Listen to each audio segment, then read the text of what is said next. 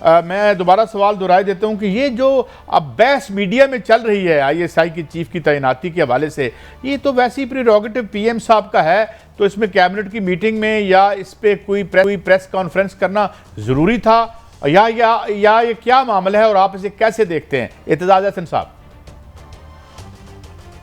میں تو ایکچولی سمجھتا ہوں کہ عمران خان کی پرفارمنس کو اگر کسی چیز نے سب سے زیادہ نقصان پہنچایا ہے تو وہ ان کے جو ملٹیپل سپوکس مین ہیں، ہر کوئی اپنی مرضی سے بات کر دیتا ہے۔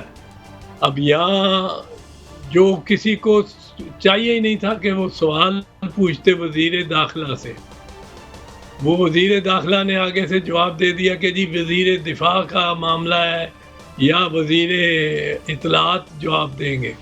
حقیقت میں آئی ایس آئی کا جو شعبہ ہے، وہ آئی ایس آئی کا جو چیف ہوتا ہے وہ پرائم منسٹر کا ایک سٹاف آفیسر ہوتا ہے، اور وہ وزارت داخلہ کے ذریعے رابطہ رکھتا ہے with the prime minister and his secretariat.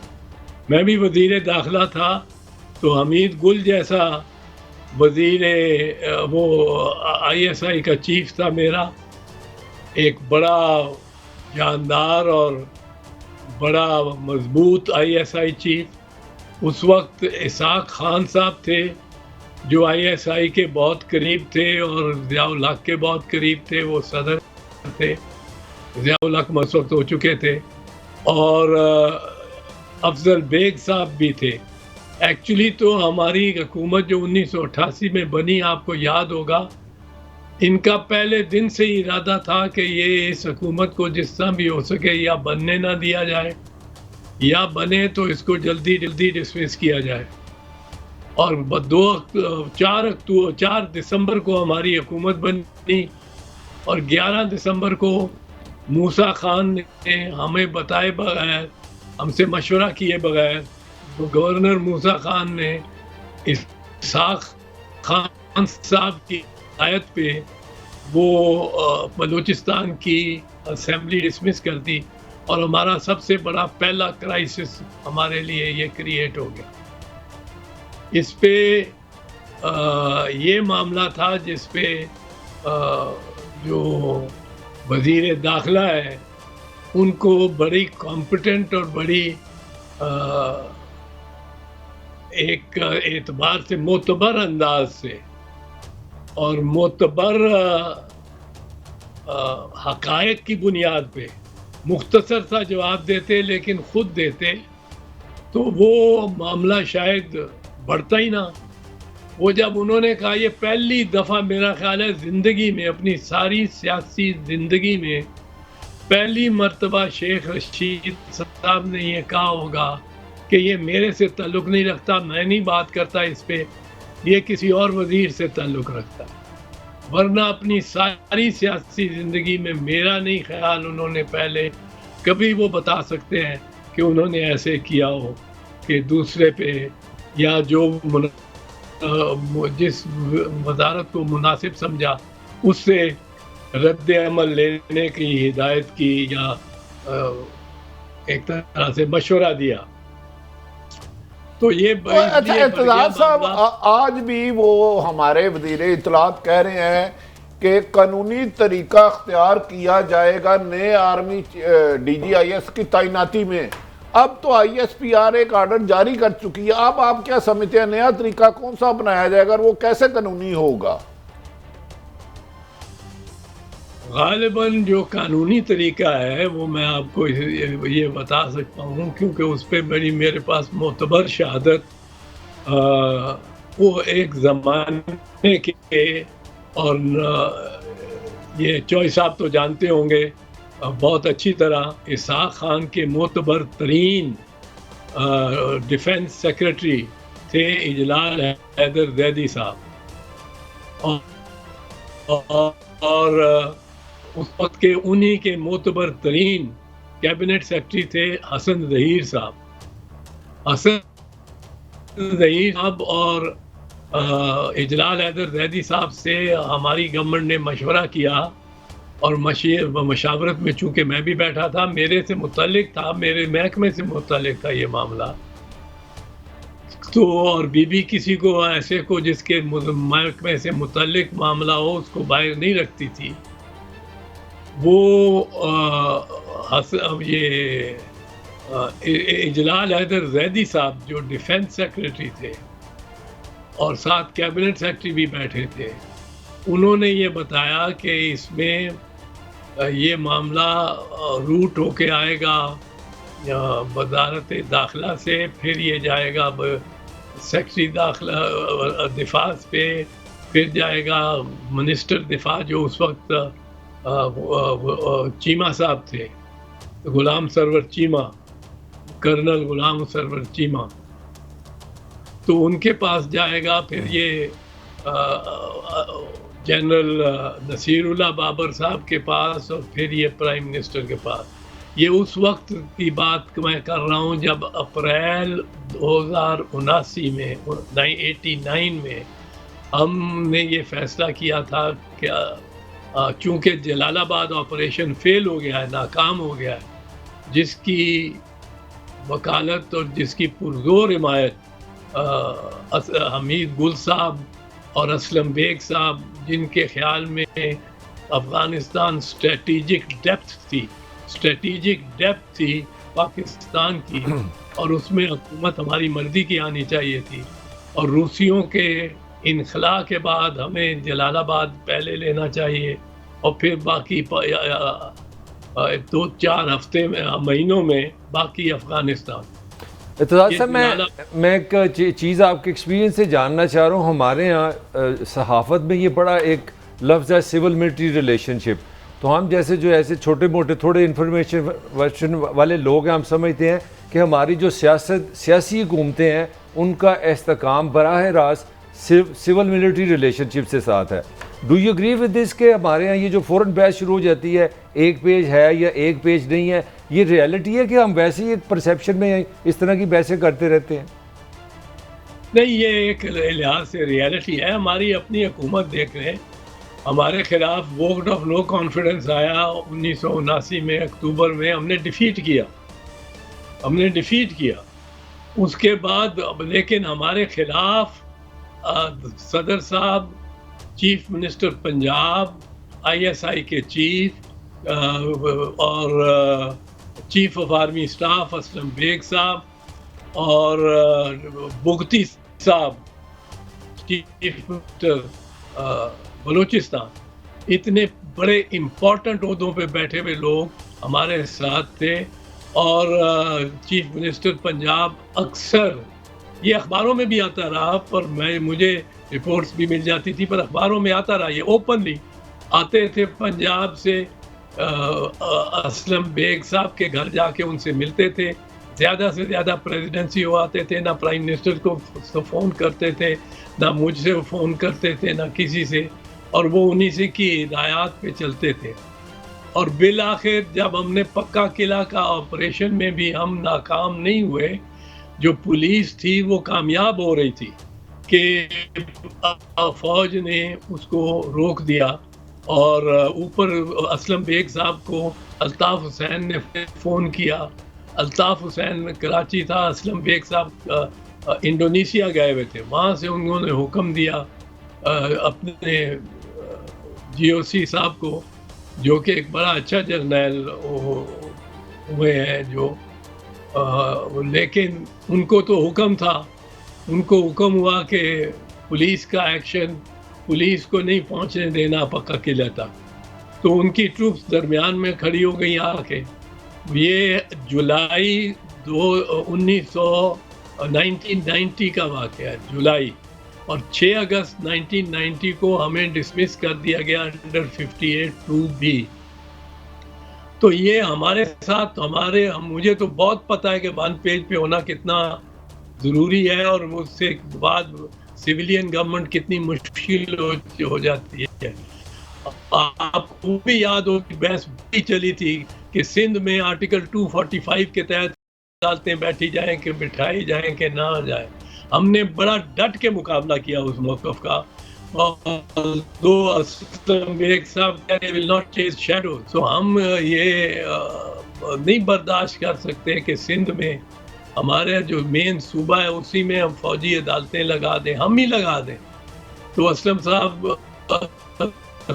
Bag صاحب چیز شیڈو، یہ ان کی اور میری بات ہوتی رہی. بہت لوگوں نے کہا جی اعتراض کی وجہ سے حکومت گر گئی، یہ ہم اصول پہ تھے بھائی، ہم اصول سے ہٹے نہیں. ہماری سیاست لاکھ غلط تو اس میں خامیاں ہوں، ورنہ تو ایک وزیر ہے آج کل وہ کہتے ہیں میں 12,000 دفعہ وزیر ہوا ہوں. میں بھی 12 دفعہ وزیر ہو سکتا تھا، اس میں کیا دشواری تھی؟ میں تو اسلم یہ مشرف کے وقت جب میں لیڈ کر رہا تھا MNA بھی تھا تو میں وزیر اعظم بھی ہو سکتا تھا. لیکن یہ کوئی بات بنی نہیں ہے کہ جی میں 12 مرتبہ وزیر رہا ہوں، یعنی 12 مرتبہ میں نے وفاداری بدلی ہے. تو میرا تو یہ تھا کہ ہم تو اس بات پہ قائم تھے کہ ہم جو چیز جس اصول پہ چلنا چاہتے تھے اس پہ. اچھا اعتزاز صاحب، اب یہ تو پیپلز پارٹی کی اور آپ کی اسٹرگل جو ہے وہ تو بہت جو ہے اس کو اب کوئی ڈینائی نہیں کر سکتا سول آزادیوں کے لیے، بلکہ اصل کوئی تحریک تھی تو 68 69 ہی تھی اور جس کے آگے بھی اب چلتی رہی. میں تھوڑا سا موضوع بدلتا ہوں. یہ فرمائیے کہ مریم نواز صاحبہ ضمانت پر ہیں اور نیب جا رہی ہے اب اس ضمانت کی منسوخی کے لیے، تو یہ بھی کیا ایک ریئرٹی نہیں ہے کہ کانوکٹ جو ہیں وہ ضمانتوں پر ہوں اور ہم پھر جائیں عدالتوں میں؟ تو ہمارے سیولین بھی کوئی کیسے لگتا ہے آپ کو؟ آپ کیسے دیکھتے ہیں سارے کیس اور اس سینیریو کو اعتزاز صاحب؟ احتساب کا تعلق ہے میری نگاہ پہ تو وہ پوز کا بٹن دب گیا اس میں. پوز، کچھ نہیں ہوتا، کچھ نہیں ہونا کسی کو. ایک موقع ملا تھا میرے خیال میں عمران خان کو، زندگی کا ایک اور موقع بہت بڑا 1992 والا موقع آج اس کو ملا تھا پہلی مرتبہ کہ وہ پینڈوراز پیپرز جو ہی آئے تھے وہ اپنے لوگوں کو، دوسروں کو کچھ نہ کہتا، اپنے لوگوں سے استعفے لے لیتا، کچھ اور بھی نہ کرتا. وہ کہتا آپ کو دوبارہ رکھ لوں گا اگر آپ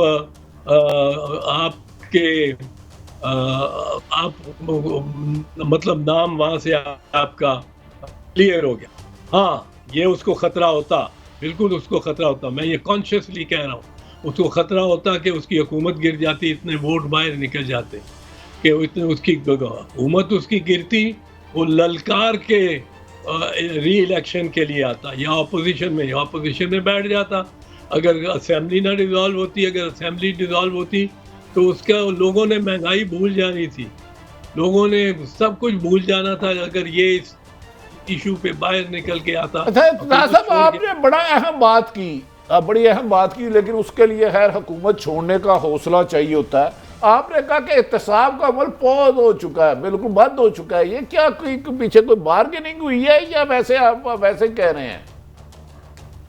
جی جو ترامیم اپوزیشن چاہتی تھی وہ ترامیم آ رہی ہیں، وہ 34 ترامیم میں سے اکثر آ رہی ہیں. تنازع تو ہے نون کا اور یہ جو پی ڈی ایم ان کا، اور اس کی میعاد پہ، جاوید اقبال کی میعاد پہ کہ اس کی میعاد بڑھنی چاہیے کہ نہیں. میعاد انہوں نے بڑھا دی تھی، ایک پہلے بھی گئی تھی، میعاد بڑھ ہی نہیں سکتی، ہو ہی نہیں سکتا. سارے لگے ہوئے تھے ان کے، آپ کبھی بیانات نکالیں، وہ شاہد خاقان ہو یا نواز شریف ہو یا شہباز شریف ہو یا مریم ہو ہی نہیں سکتی جی میعاد. اور اوپر سے حکم آیا تھا کہ سارے MNA ناشتہ بھی پارلیمنٹ میں کریں گے اسمبلی میں جا کے، اور سارے MNA میرے جو ہیں وہ ووٹ کریں گے اور یہ جو پاس کرائیں گے. اچھا اعتزاز صاحب، صرف میں ادھر روکتا ہوں آپ کی موجودگی میں، صرف یہ بتا دیں مجھے ایسا لگ رہا ہے کہ نون لیگ جو آرڈیننس آیا جس میں ترمیم ہے وہ بڑی بینیفیشری ہوگی. آپ کیا سمجھتے ہیں نون لیگ، شاہد خان عباسی، احسن اقبال جن پہ کیس چل رہے ہیں وہ بھی بینیفیشری ہوں گے اس آرڈیننس کے تحت جو ترمیم لائی گئی ہیں نیب آرڈیننس پہ؟ وہ ہو سکتے ہیں جی، وہ بھی ہو سکتے ہیں، کیوں نہیں ہو سکتے. وہ بحث یہ ہوگی کہ جناب یہ معاملہ تو ٹیکس کا معاملہ کرپشن کا بنتا ہی نہیں ہے، نیب کا بنتا ہی نہیں ہے. ٹیکس دیکھیں کتنا بنتا تھا کتنا نہیں بنتا تھا، FBR کو بھیجیں یا دوسرے جس محکمے کو یہ بلڈنگ اینڈ روڈز کا معاملہ ہے تو ادھر بھیجیں, اس محکمے کو بھیجیں.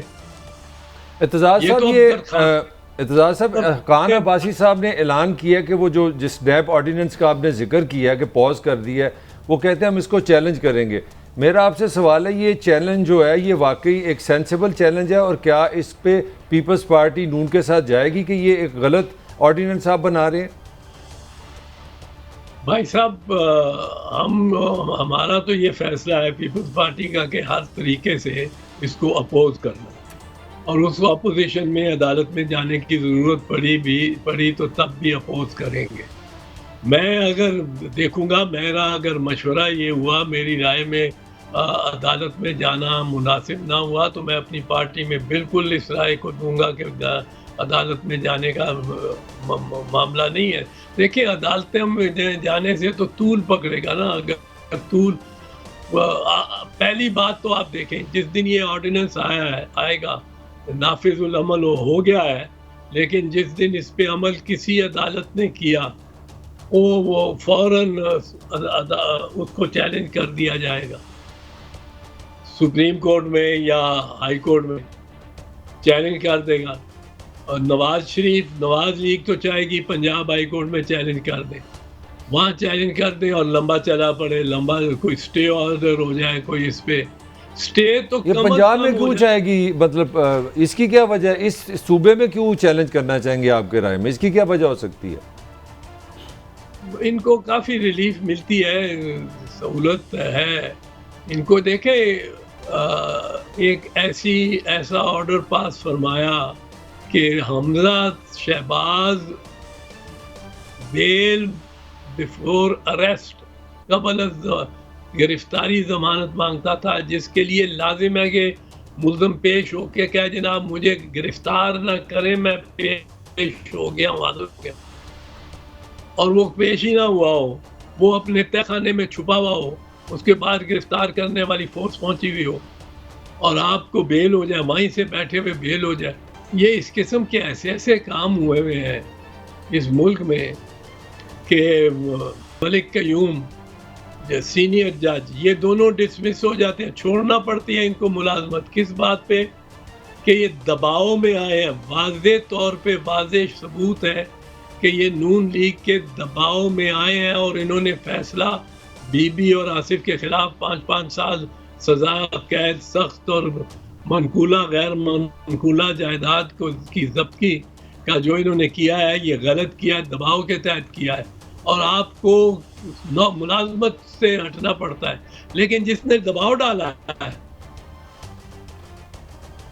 وہ بھی ملزم ہے, اس کو کچھ نہیں ہوا, نہ شہباز کو, نہ نواز کو, نہ سیف الرحمان کو, نہ ان کے لا منسٹر کو, جنہوں نے دباؤ ڈالا, جن کی ٹیپس چلی. اور اب یہ بڑی دلچسپ بات ہے, جو ٹیپس لا رہی ہیں, ان ٹیپس پہ جن ٹیپس